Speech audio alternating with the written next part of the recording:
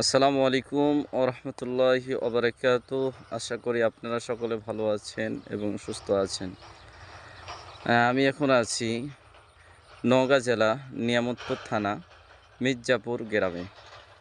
তো আপনারা দেখতে পাচ্ছেন যে শস্য শ্যামল ফসল ভরা ধান।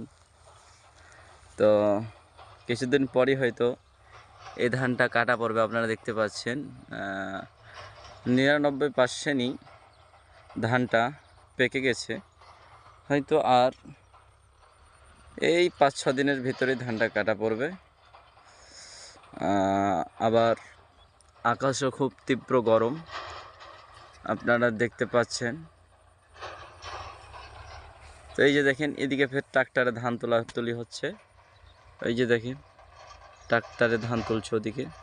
তো এদিকে হয়তো কাটা পড়বে ধান কিছুদিনের ভিতরে। তো দোয়া করবেন ধানগুলোর জন্য।